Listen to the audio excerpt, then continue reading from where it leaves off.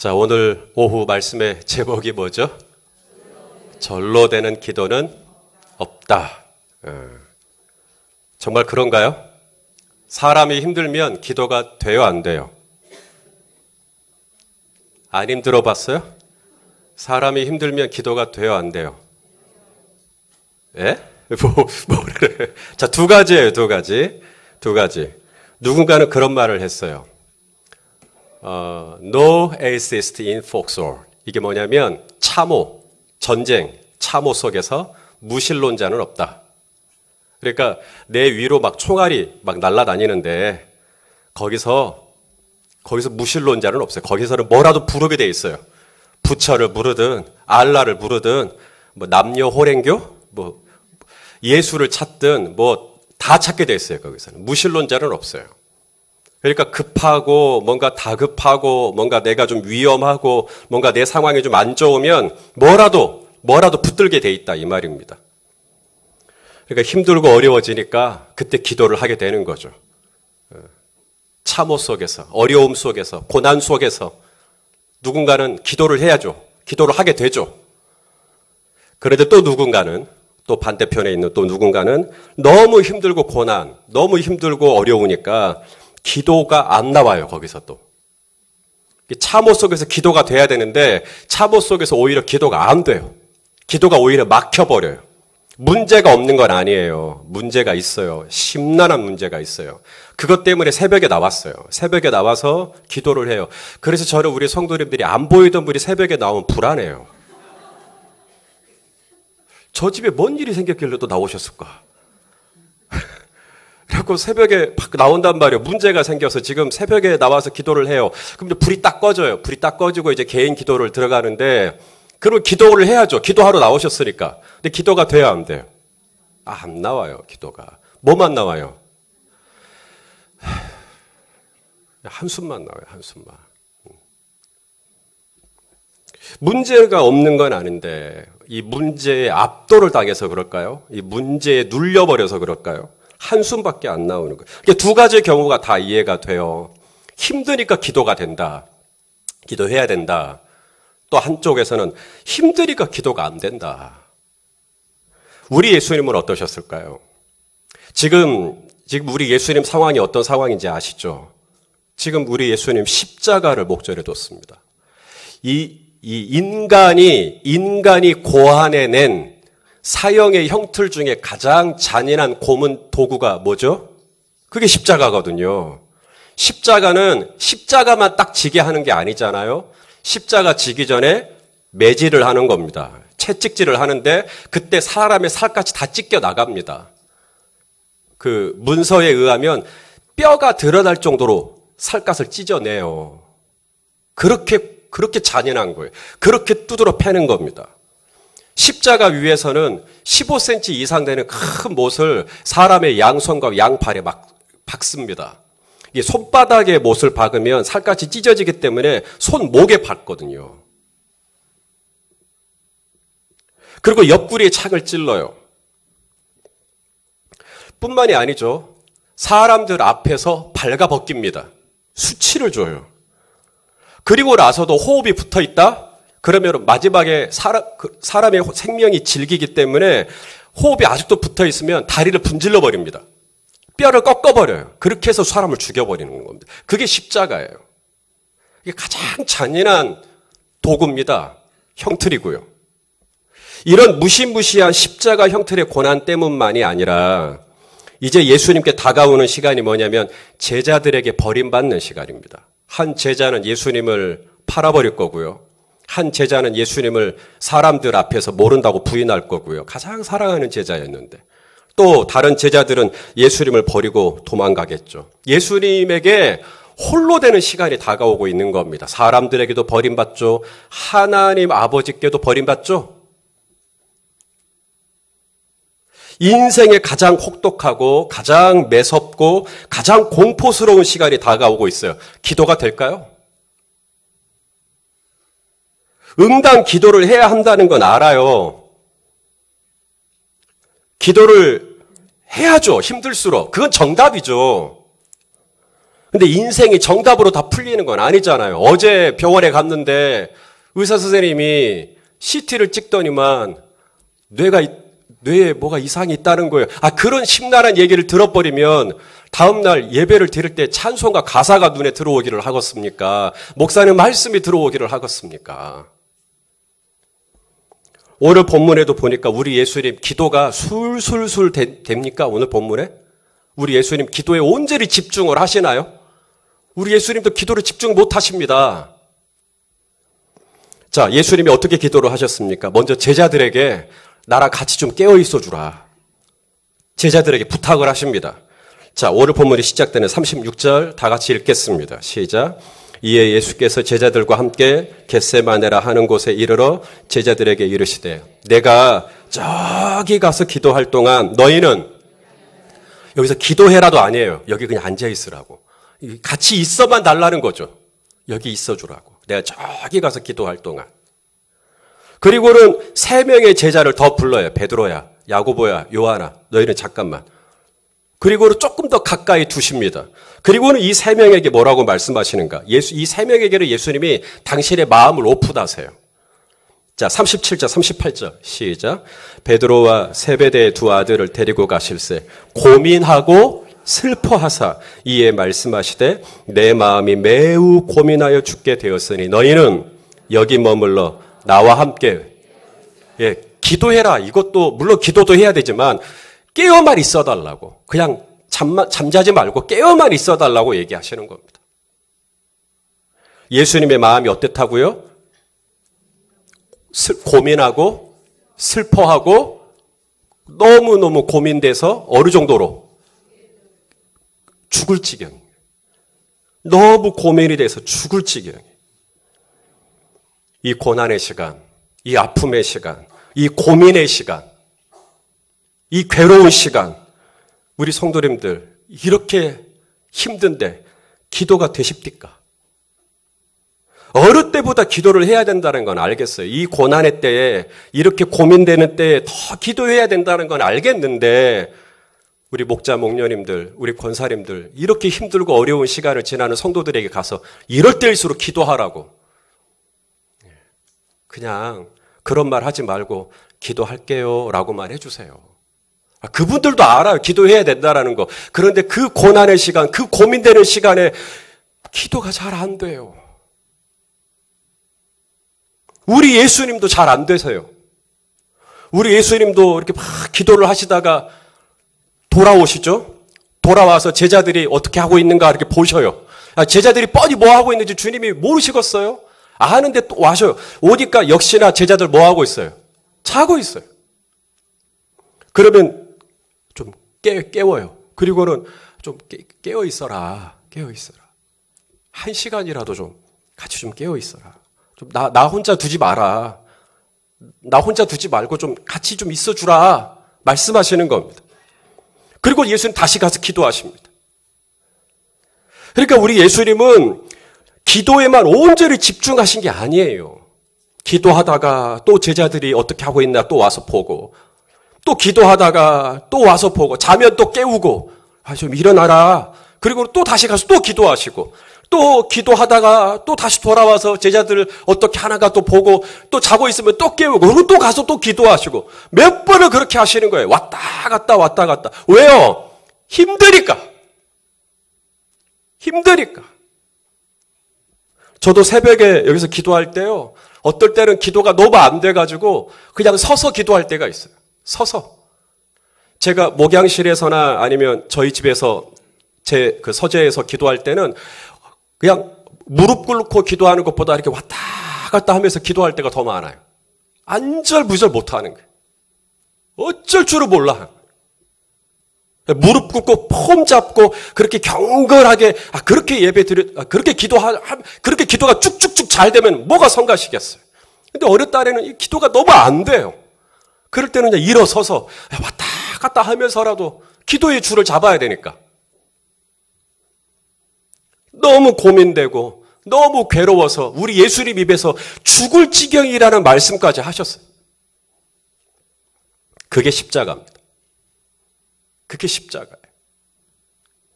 오늘 본문에는 나오지는 않지만 아실 거예요. 누가복음에서는 예수님이 얼마나 그날 그 기도가 씨름이 됐든지 예수님의 이마에서 뭐가 흘러요? 땀이 흐르는데 나중에는 이 땀이 뭐같이 되더라? 핏방울처럼 되더라. 저게 정말 의학적으로 가능한 일인가? 뭐 이걸 갖고 또 연구하시는 분이 있더라고요. 우리는 이 기도라는 것에 대해서 한 가지 오해하는 게 하나가 있어요. 기도는 저절로 되는 것이, 그러니까 기도라는 게 막 기도하고 싶은 마음이 내 안에 일어나도록 은혜를 받아서 하는 것이 기도다. 기도는 내가 쥐어짜듯이 하는 게 아니라 기도는 내 안에 막 기도하고 싶은 마음이 일어나서 해야 기도지. 기도를 막 하려고 몸부림을 치면서 기도하는 게 무슨 기도인가?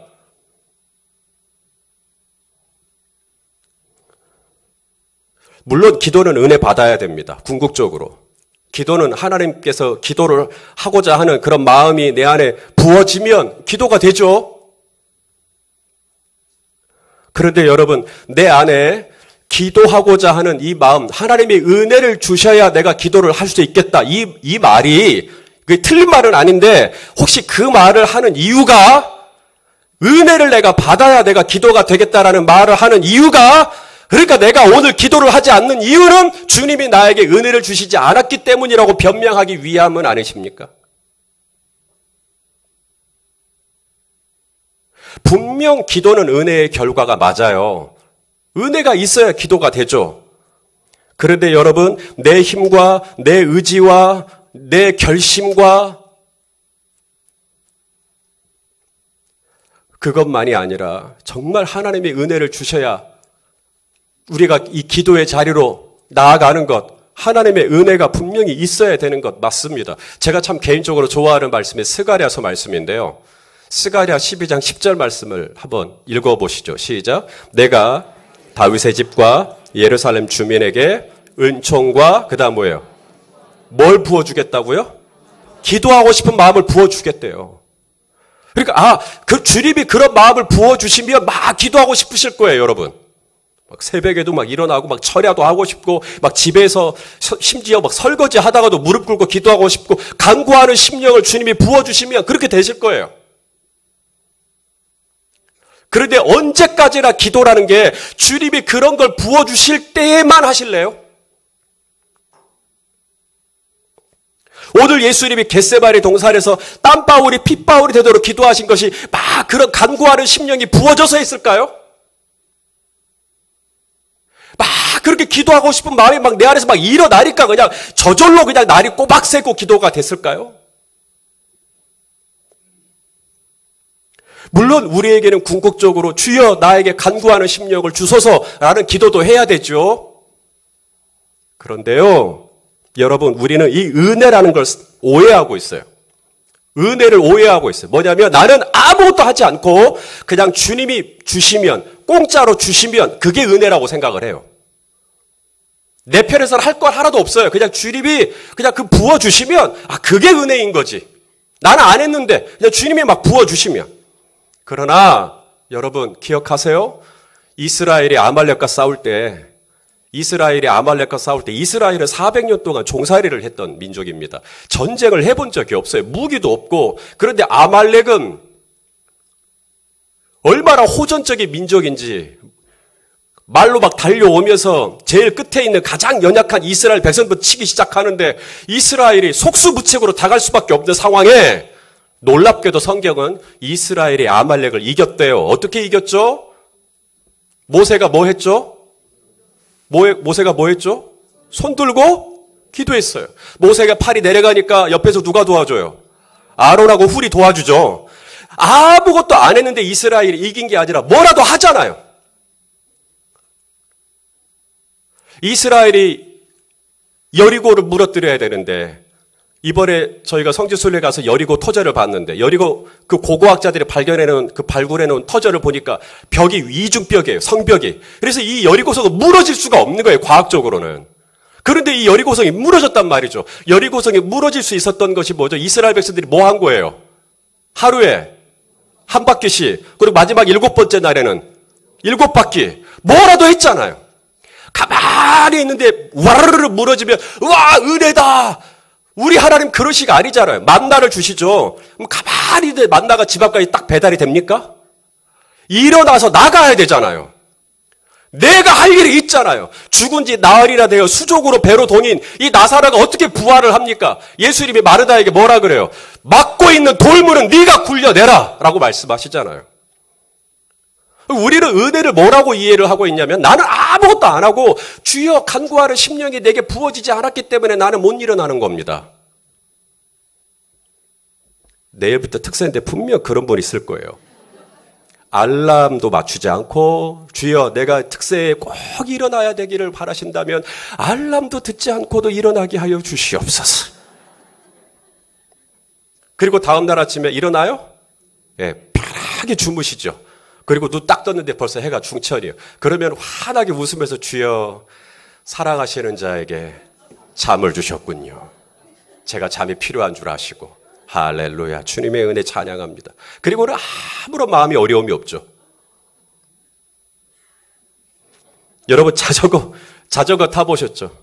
자전거 타면 자전거 딱 앉자마자 자전거 휙 하고 나갑니까? 일단은 뭐 해야 돼요? 밟아야죠. 내가 있는 힘껏 할 수 있는 일까지 해봐야죠. 그리고 나서 딱 두 발을 놔도 쭉 나가는 거죠. 은혜는 그런 거예요. 내가 말씀도 안 봐. 나는 기도도 안 해. 나는 목장에도 참여 안 해. 나는 봉사도 안 해. 나는 아무의 은혜의 행위에 참여한 적이 없는데 그냥 막 뭔가 막 부어지고 내 감정과 내 기분과 내 어떤 이 컨디션이 뭐라도 막 하고 싶은 마음이 막 일어나기만을 기대하는 거. 그거 신비주의입니다. 신비주의예요. 그렇게 감정적으로 뭐가 막 일어날 때까지만 기다렸다가 주여 그런 간구하는 심령이 부어지면 입 딱 벌리고 떨어지는 감 먹겠다는 심정이잖아요. 우리 주님은 전혀 그런 식으로 우리에게 은혜를 말씀하신 적이 없어요. 아말렉과 싸울 때는 올라가서 손 들고 있어야 되고요. 여리고성 무너뜨릴 때는 성을 하루에 한 바퀴씩 돌아야 되고요. 요단강 멈출 때는 제사장이 언약궤 메고 들어가야 되고요. 나사로를 살릴 때는 돌문을 굴려내야 되고요. 만나를 먹으려면 아침에 일찍 일어나 한 오멜씩 거두어야 되고요. 뭐라도 해야 그 나의 행위에 하나님의 은혜가 플러스가 되는 줄로 믿습니다. 자, 보세요. 이사야 55장 6절 말씀. 이게 하나님의 은혜는 이런 식으로 주어지는 거예요. 읽어보시죠. 시작. 너희는 여호와를 만날 만한 때에 찾으라. 가까이 계실 때에 그를 부르라. 가만히 있으라고 말하지 않잖아요. 뭐 하래요? 찾으라. 그 다음에 부르라.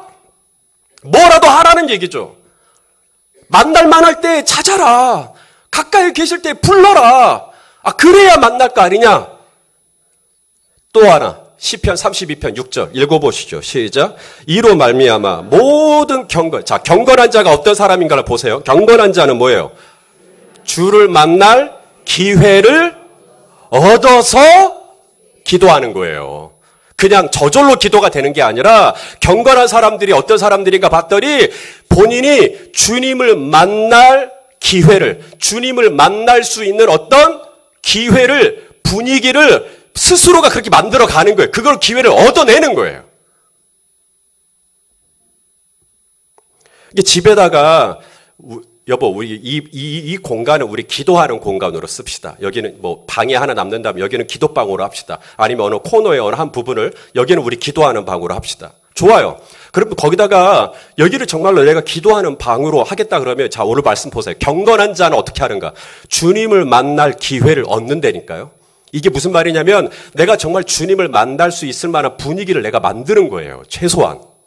거기다가 뭐 십자가들 놓을 수 있으면 놓고 거기다 성경책도 하나 갖다 놓고 거기다 뭐 찬송가도 좀 잔잔하게 좀 틀어놓고 조명이 좀 필요하네. 그러면 그냥 그 촛불 같은 거, 향초 같은 거 하나 좀 켜놓을 수도 있고 뭐라도 내가 주님을 만날 기회를 내가 얻어야죠. 주님을 만날 기회를 내가 만들어야죠. 그렇게 하고 나서 은혜를 구하는 거지. 나는 아무 주님을 만날 기회를 나는 하려고 하지 않으면서 그냥 막 기도가 되고 막 찬양이 되고 그 신비주의자라니까요. 우리 주님은 그렇게 말씀하신 적이 없어요. 가까이 계실 때 그를 불러라. 만날 말할 때 그를 찾아라. 나를 사랑하는 자들이 나의 사랑을 입을 것이며 나를 간절히 찾는 자가 나를 만날 것이니라.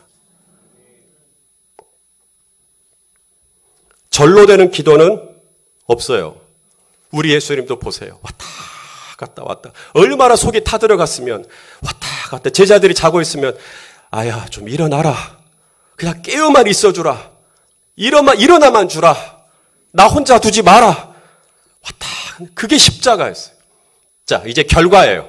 그렇게 기도를 했던 예수님과 기도를 하지 못했던 제자들과 어떤 결과가 이제 어떻게 결과가 달라졌을까? 십자가를 대하는 방식이 달라지는 겁니다. 기도의 결과는요. 십자가를 대하는 방식이 달라져요. 예수님은 십자가를 향하여 어떻게 가죠? 십자가를 향하여 나아갑니다. 십자가를 향하여 담대히 나아가기로 결정해요. 자, 오늘 본문 46절 예수님이 이렇게 기도를 다 끝내고 난 다음에 제자들에게 이렇게 말씀하십니다. 시작. 일어나라. 함께 가자. 보라. 나를 파는 자가 가까이 왔느니라. 나를 지금 누가 오고 있다고요? 당신을 파는 자요. 당신을 팔아버린 사람이 오고 있대요. 그럼 도망가야죠. 피해야죠. 주께서 우리에게 감당치 못할 시험을 허락하지 않은데 시험 당할 즈음에는 피할 길을 주신다 그랬으니까 나를 파는 자가 온다. 알았으면 도망가셔야죠. 사도 바울도 광주리에 태워서 성문 밖으로 갔다면서요. 예수님도 그렇게 좀 피해야죠. 근데 예수님은 기도를 마치시고 난 다음에 나를 파는 자가 온다. 우리 가자. 맞이하러 가자. 예수님을 팔았던 유다를 향하여서도 예수님이 마찬가지입니다. 유다에게 예수님이 이렇게 말씀하세요. 놀랍게 얘기하십니다. 50절 시작. 예수께서 이르시되 뭐라 그래요? 죄송합니다. 50절 말씀인데 51절로 넘어가 버렸네요. 자, 성경 본문을 보시고 50절에 예수님이 유다에게 뭐라고 말씀하시는가? 시작. 친구여, 내가 무엇을 하려고 왔는지 행하라. 뭐라고 불러요? 이 왼수야. 그렇게 불러야 되잖아요. 내가 3년 동안 내가 너를 어떻게 했는데. 그런데 친구여. 이게 기도한 결과예요. 기도하고 난 다음 정말 이 왼수 같은 유다에게 친구여.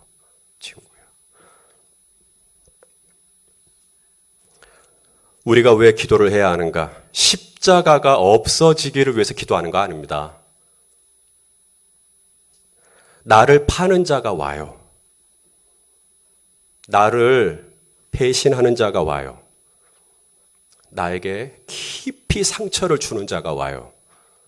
나를 고통스럽게 하는 자가 와요. 내 인생의 눈물, 속임, 상처가 없어지는 게 아닙니다.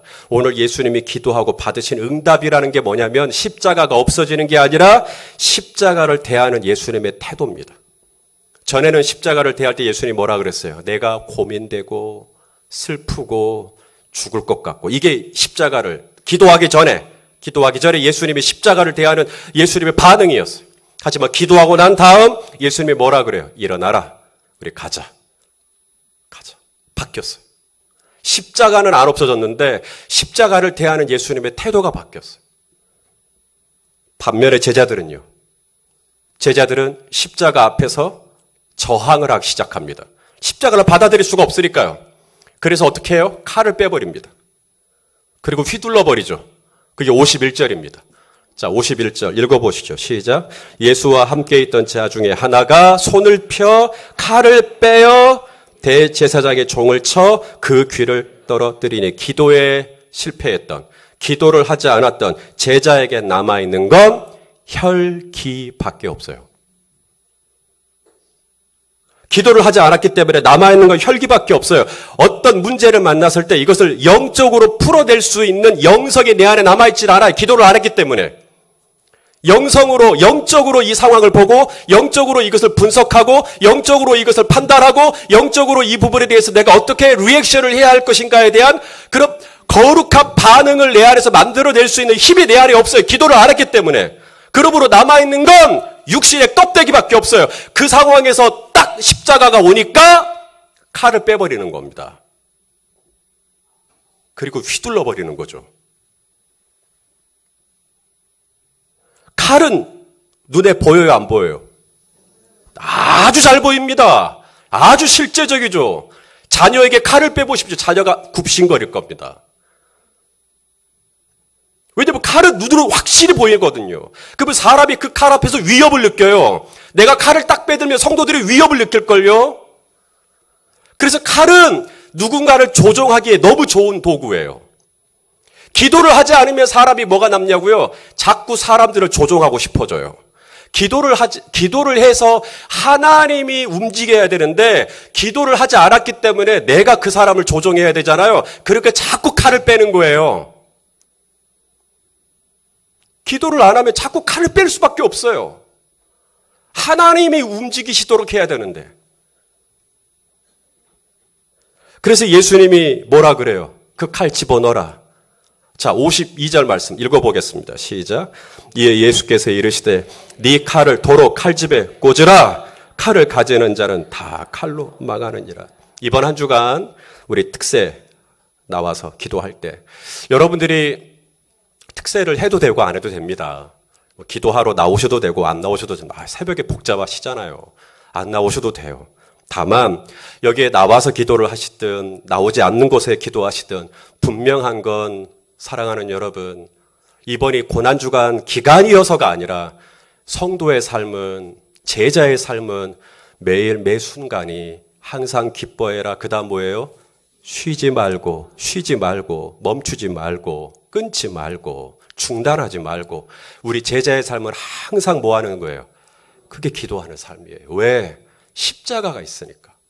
우리가 감당해야 할 십자가는 기도 외에는 감당할 힘이 거기서 공급받지 기도 외에 어디서 우리가 이 십자가를 감당할 힘을 얻겠어요.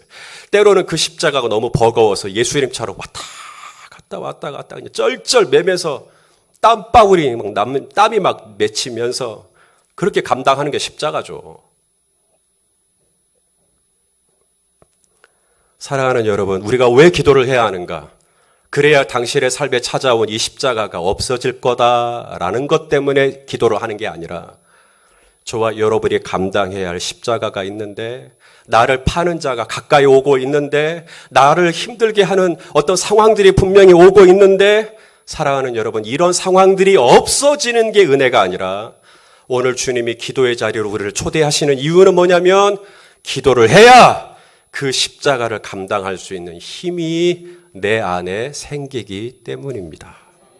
그래서 이번 고난주간을 맞아서 정말 우리가 여기 와서 기도하시든 아니면 각자 처소에서 기도하시든 어느 곳에서 기도하시든 정말 기도하면서 오늘 주님이 십자가를 대하는 비포 애프터의 태도가 확 바뀌었듯이 저와 여러분의 삶에 찾아온 어떤 종류의 어려움과 고난 앞에서 칼이라든지 이런 거로 해결하는, 혈기로 해결하는 게 아니라 정말 기도함으로 하나님의 방법으로 하나님의 마음으로 문제를 바라보고 문제를 풀어가는 그런 거룩한 은혜가 저와 여러분 안에 넘쳐나기를 예수님의 이름으로 축원합니다.